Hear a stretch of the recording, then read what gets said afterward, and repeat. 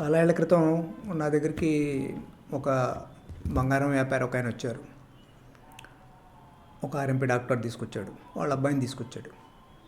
వాళ్ళ అబ్బాయి జమ్మాలజీ అంటే ఈ వజ్రాలు, పచ్చలు వీటి క్వాలిటీ ఎలాంటిది అనేది ఆ స్టడీ చేసి బాంబేలో స్టడీ చేసి వచ్చాడు. ఈ పిల్లాడు నాకు రోజు 3 విరోచనాలు అవుతాయి, నాకు కడుపు అంతా పొట్టిగా నొప్పిగా ఉంది, నాకు అదిగా ఉంది, నాకు నిద్ర పట్టట్లేదు, ఇలా వచ్చాడు. వస్తే సరే ఎవాల్యుయేట్ చేసి రక్త పరీక్షలు అవి చేసాం, సిగ్మాటోస్కోపీ అది చేసాం. చేసిన తర్వాత అన్నీ బాగానే ఉన్నాయి, నార్మల్గా ఉన్నాయి.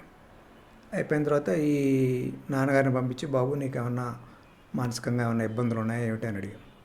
కానీ ఏమండి అసలు ఇల్లంతా చికాగ్గా ఉందండి, మా నాన్న నా మాట వింటలేదు పెట్టాడు. ఏం వింటలేదురా, ఏమైందండి అని సరే వాడిని పంపించి తండ్రిని పిలిచి అడిగాం. ఏమంటే ఏం చేయమంటారండి, వీడు వచ్చిన దగ్గర నుంచి ఇగో 10 లక్షలు అప్పు తెద్దాం అంటాడు, 50 లక్షలు అప్పు తెద్దాం అంటాడు, ఈ జమ్మాలజీ అంటాడు, వ్యాపారం పెంచుదాం అంటాడండి అని చెప్పి అప్పులు చేస్తానంటాడండి, ఇవి చేద్దామన్నాడు.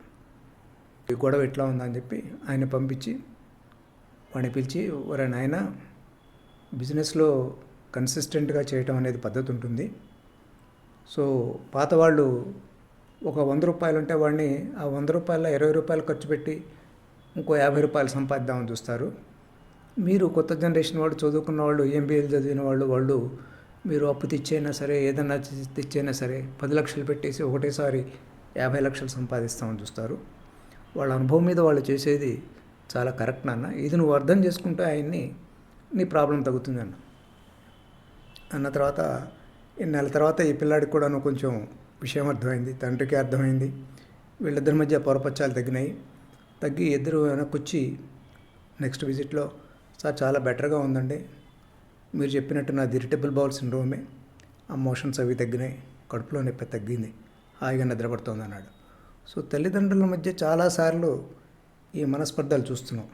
ఇప్పుడు జనరేషను కంప్యూటర్ సైన్స్ చదివి మా నాన్నకేమీ తెలియదు అనే దృక్పథంతో ఆయన కొంచెం చులకనగా చూడటం కానీ, ఇప్పుడు పైగా ఈ ఎక్కువ బయట ఉండి చదువుకోవడంలో తండ్రి మధ్య కొడుకు మధ్య కమ్యూనికేషన్ తగ్గడం వల్ల కానీ ఇలాంటి ప్రాబ్లమ్స్ చూస్తున్నాము.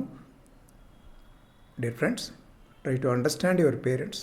మీ నాన్నని అమ్మని అర్థం చేసుకోండి, వాళ్ళు మీ బాగు కోరేవారు.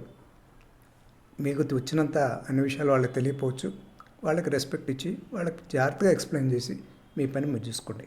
All the best.